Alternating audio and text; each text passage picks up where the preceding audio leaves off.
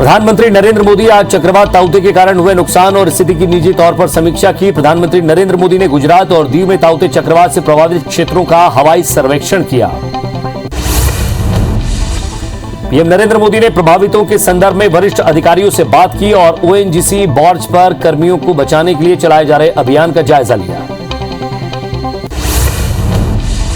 तूफान प्रभावित इलाकों का दौरा करने के बाद पीएम मोदी ने अहमदाबाद में समीक्षा बैठक की। अध्यक्षता की गुजरात के मुख्यमंत्री भी शामिल थे।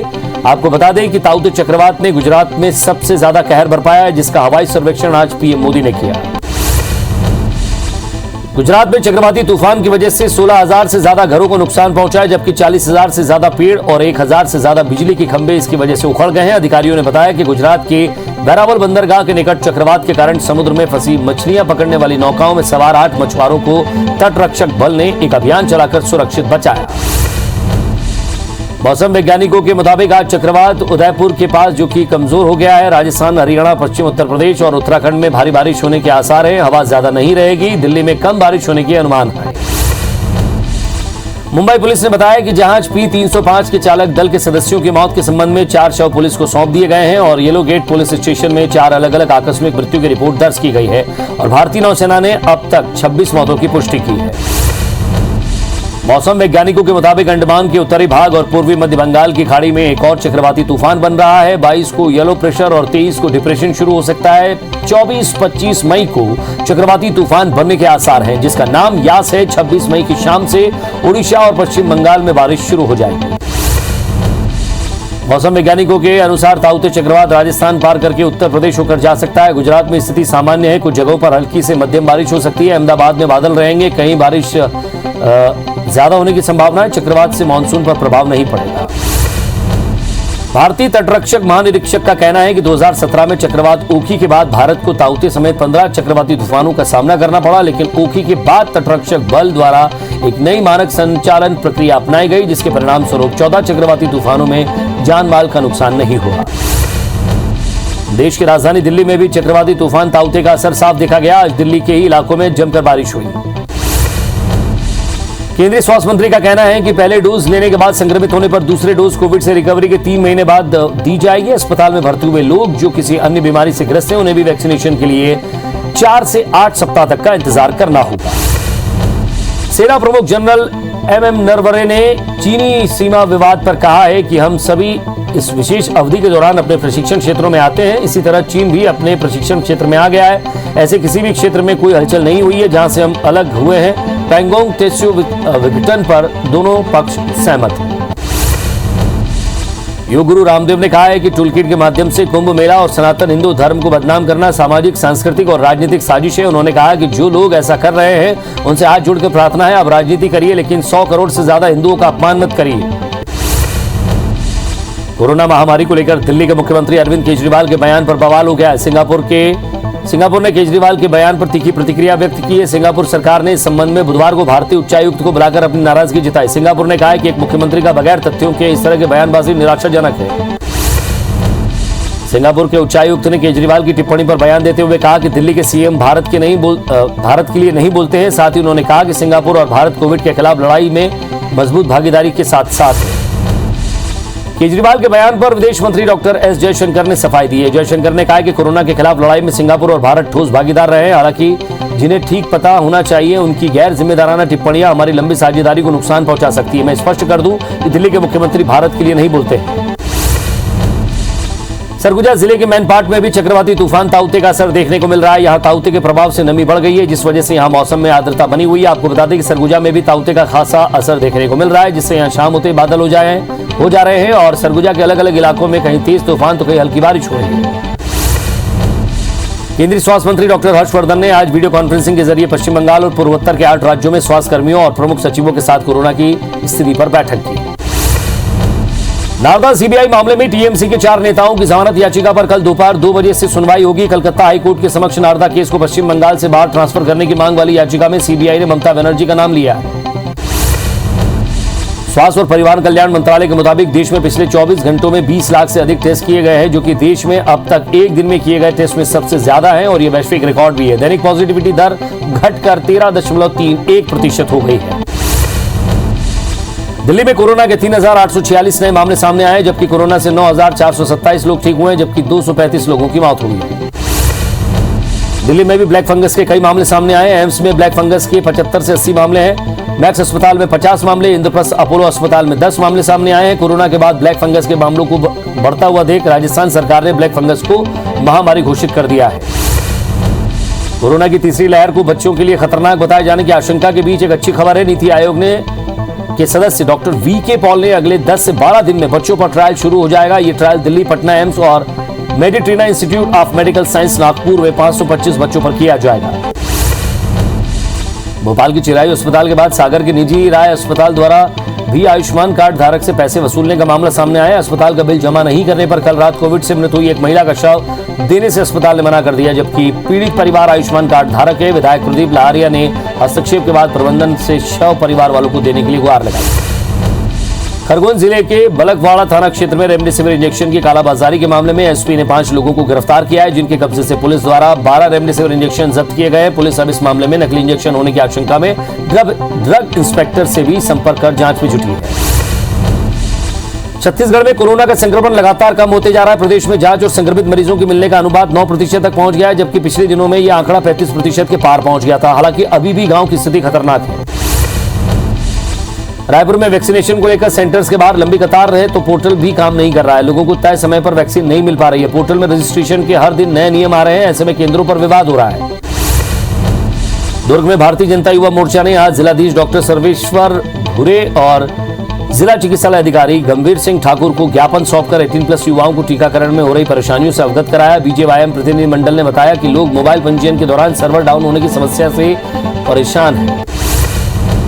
बस्तर में लॉकडाउन की वजह से कोरोना संक्रमण की रफ्तार बस्तर में भी कम हुई है। जिला प्रशासन ने आंकड़े जारी करते हुए बताया कि अप्रैल महीने में मई महीने के बीच कोरोना टेस्ट के आंकड़े में जो नतीजे दिख रहे हैं उसमें 6% की संक्रमण रफ्तार कम है। अंबिकापुर के ग्रामीण इलाकों में वैक्सीनेशन को लेकर लोगों को जागरूक करने के लिए प्रशासनिक टीम का प्रयास जारी है। प्रशासनिक अमला ग्रामीणों को जागरूक करने के लिए समाज के प्रमुख लोगों को, जनप्रतिनिधियों के साथ साथ स्वास्थ्य विभाग के डॉक्टरों के वीडियो क्लिप जारी कर वैक्सीनेशन की भ्रामक जानकारी को दूर करने की कवायद कर रहा है। ग्रामीणों को वैक्सीन के प्रति जागरूक करने के लिए पूर्व संसदीय सचिव भाजपा नेत्री चंपा देवी पावलेव ने एक अनोखी पहल की। उन्होंने वैक्सीन सेंटर की बजाय अपने गृहग्राम लाई के तेंदुपत्ता फड़ में जाकर पेड़ के नीचे वैक्सीन लगवाई। ग्रामीणों की मौजूदगी में वैक्सीनेशन लगवाने के बाद चंपा देवी पावलेव ने कोरोना टीकाकरण को लेकर फैली भ्रांतियों को दूर किया। इंदौर में रेमडेसिविर से बेचने का एक मामला सामने आया। गिरफ्तार सीएमओ पूनम गडरिया के ड्राइवर पुनीत अग्रवाल ने यह खुलासा किया है कि मंत्री तुलसी सिलावट की पत्नी का ड्राइवर गोविंद सिंह उसे इंजेक्शन देता था। पुलिस मामले की जांच कर रही है। जांजगीर चांपा जिले के नवागढ़ नगर पंचायत अध्यक्ष के फेसबुक पोस्ट से प्रशासन में हड़कंप मच गया। नगर पंचायत अध्यक्ष भुरेश्वर केशरवानी ने फेसबुक पोस्ट पर लिखा है कि नवागढ़ में सीएम के हाथों जिस कोविड केयर सेंटर का उद्घाटन कराया गया है वो सेंटर नवागढ़ में अस्तित्व में है ही नहीं। छत्तीसगढ़ में 10वीं बोर्ड के नतीजे जारी हो गए। स्कूल शिक्षा मंत्री प्रेमसाय सिंह टेकाम ने रिजल्ट जारी किया है। आंतरिक मूल्यांकन के आधार पर रिजल्ट जारी किया गया है। छात्र अपना रिजल्ट cgbse.nic.in पर देख सकते हैं। छत्तीसगढ़ में 10वीं बोर्ड का 100% रिजल्ट रहा है। 4,46,393 छात्र फर्स्ट डिवीजन से पास हुए, 9,024 छात्र सेकंड डिवीजन से पास हुए, 5,676 छात्र थर्ड डिवीजन से पास हुए। मिनिमम पासिंग मार्क्स देकर सभी छात्रों को पास किया गया। कोरिया जिले की खड़गवा थाना पुलिस ने एक पैरामेडिकल डॉक्टर को युवती के साथ रेप करने के आरोप में गिरफ्तार किया है। आरोप है कि डॉक्टर ने इलाज करने के नाम पर इंजेक्शन लगाकर युवती को अपने क्लिनिक में बंद कर युवती के साथ रेप किया है। कटनी जिले के बडवारा थाना क्षेत्र के काटी गांव में अकेली युवती का अज्ञात बदमाशों ने धारदार हथियार से गला रेतकर हत्या कर दी और मौके से फरार हो गए। पुलिस पूरे मामले की जांच में जुटी है। सतना जिले के अलग अलग क्षेत्रों में आकाशीय बिजली की चपेट में आने से 6 लोगों की मौत हो गई। कैलाशपुर गांव में 2 की मौत हो गई। धर्मपुरा गांव में 4 लोगों की मौत हो गई। वहीं 3 घायल हो गए। घायलों को इलाज के लिए अस्पताल में भर्ती कराया गया है।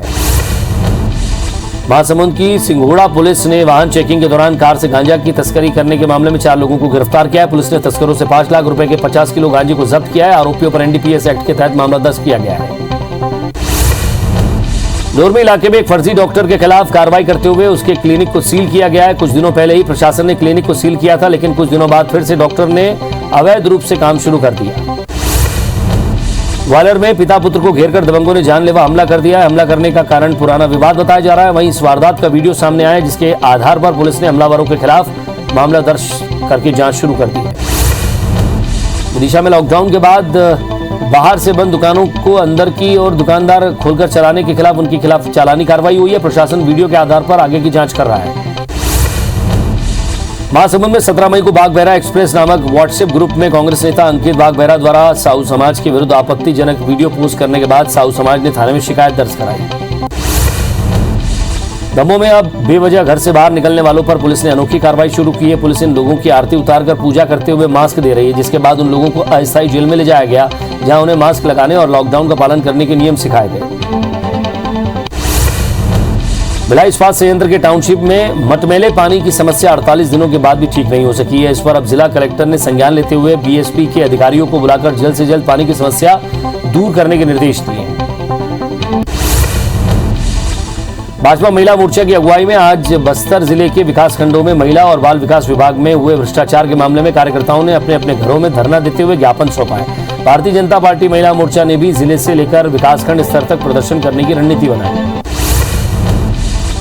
इंदौर के एमवाय अस्पताल में चूहे द्वारा नवजात के पैरों का अंगूठा कुतर जाने के मामले में प्रबंधन ने पीडियाट्रिक यूनिट की नर्स और 2 कर्मचारियों को निलंबित किया है, लेकिन अब नर्स एसोसिएशन ने निलंबन के खिलाफ डीन को ज्ञापन सौंपा है। महिला बाल विकास विभाग में घोटाला मामले में भाजपा के द्वारा ज्ञापन सौंपकर विरोध प्रदर्शन किया गया। भारतीय जनता पार्टी महिला मोर्चा की जिला अध्यक्ष किरण साहू के नेतृत्व में राज्यपाल के नाम तहसीलदार को ज्ञापन सौंपा गया। नेता प्रतिपक्ष धर्मलाल कौशिक ने प्रदेश में टीकाकरण की स्थिति को लेकर हुए राज्य सरकार की नीयत पर सवाल खड़े किए। कौशिक ने कहा कि प्रदेश में टीकाकरण को लेकर जो व्यवस्था है, इसे देखकर लगता नहीं है कि सरकार की नीयत सही है। प्रदेश के लोगों को टीका लगे, सरकार की ओर से निर्णय नहीं लेने के कारण टीकाकरण अभियान पूरी तरह प्रभावित है। मध्य प्रदेश के ऊर्जा मंत्री प्रद्युम्न सिंह तोमर का बड़ा बयान सामने आया। मध्य प्रदेश में लगेंगे प्रीपेड और स्मार्ट मीटर। जी हां, जितना रिचार्ज उतनी बिजली अब मिल पाएगी। महाराष्ट्र में आए तूफान का असर मुरैना में भी देखने को मिल रहा है। 24 घंटे से शुरू हुई बारिश आज भी होती रही। ऐसे में खरीदी केंद्रों पर खुले में रखे गेहूं पर संकट बढ़ गया है। एक तरफ इस गेहूं को वेयरहाउस में जमा नहीं कर रहे हैं, तो दूसरी तरफ बारिश में गेहूं भीग रहा है। कोरोना काल में सिंगरौली जिले के बैडन के कुछ युवाओं ने अस्पताल में भर्ती मरीजों और उनके परिजनों को भोजन करवाने का बीड़ा उठाया। एक परिवार प्रतिदिन लगभग 200 से 300 लोगों के लिए खाना बनाकर भोजन करवाता है।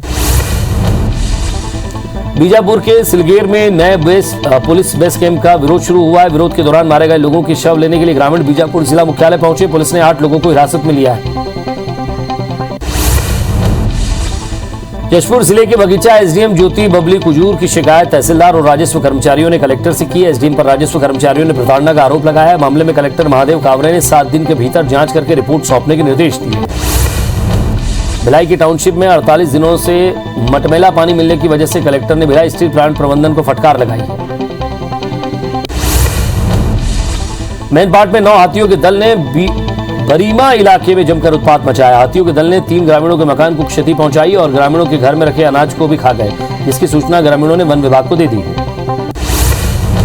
सरगुजा जिले में आरक्षक पर दूसरे थाना क्षेत्र में जाकर मारपीट करने का आरोप लगाया। पीड़ित युवक ने थाने में इसकी शिकायत की है। दरीमा थाना क्षेत्र के करजी के रहने वाले राजू गुप्ता ने पुलिस आरक्षक पर घर में घुसकर मारपीट करने का आरोप लगाया है। कोरोना काल में भी अपनी जिंदगी दांव पर लगाकर ड्यूटी कर रहे नगर पालिका के कर्मचारियों को वेतन नहीं मिल रहा है। 300 से ज्यादा कर्मचारियों को अप्रैल महीने का वेतन अभी तक नहीं मिला है, जिसे लेकर अब पालिका में विपक्ष में बैठी बीजेपी ने कलेक्टर और सीएमओ को आवेदन सौंपकर जल्द से जल्द वेतन देने की मांग की। छत्तीसगढ़ में आज से होम डिलीवरी के साथ ओटीपी के माध्यम से शराब की पिकअप सर्विस शुरू की गई है। शराब की ऑनलाइन होम डिलीवरी में दिक्कतों को देखते हुए आबकारी विभाग ने नई शुरुआत की। प्रक्रिया अब भी वही है कि लोगों को ऑनलाइन बुकिंग करना होगा, पेमेंट भी ऑनलाइन करना होगा। भोपाल में मुख्यमंत्री कोविड जन कल्याण योजना के तहत अनाथ बच्चों को पेंशन मिलेगी। ये पेंशन 30 मार्च से 31 जुलाई के बीच अनाथ हुए बच्चों को 21 साल तक की उम्र तक दी जाएगी, जिसमें 5,000 रुपए की पेंशन मिलेगी। सामाजिक न्याय विभाग ने इसको लेकर आदेश जारी किया है। डोंगरगढ़ में लगातार बिजली बंद होने से लोग परेशान हैं। बिजली बंद की शिकायत के बाद भी कोई सुनवाई नहीं है। गर्मी के दिनों में पूरे दिन 10 से 15 बार बिजली बंद होने से लोग परेशान हैं। लोगों का कहना है कि सरकार बिजली बिल हाफ करने के बहाने सप्लाई को ही हाफ कर रही है। कोविड वैक्सीन को लेकर फैली भ्रांतियों के बीच बलरामपुर जिले में एक ऐसा गांव है जहां दूसरों के लिए वो मिसाल बन रहा है। जिले के राजपुर स्थित ककना गांव में सभी लोग वैक्सीन लगवा चुके हैं और अब यहां 60% लोगों ने वैक्सीन पूरी करवा ली है। गांव में सरपंच, जनपद सदस्य और मितानिनों की टीम घूम कर लोगों को जागरूक कर रही है। शाहजहांपुर के सनकोटा गांव स्थित सरकारी शराब गोदाम को पंचनामा बनाकर सील कर दिया गया। कर्फ्यू के दौरान माफियाओं के साथ साठगांठ की खबरों के बाद ये एक्शन लिया गया। तहसीलदार राजाराम करजरे और जिला आबकारी अधिकारी मीनाक्षी दीक्षित ने मैनेजर और चौकीदार को नहीं होने पर मौजूद लोगों के बीच पंचनामा किया।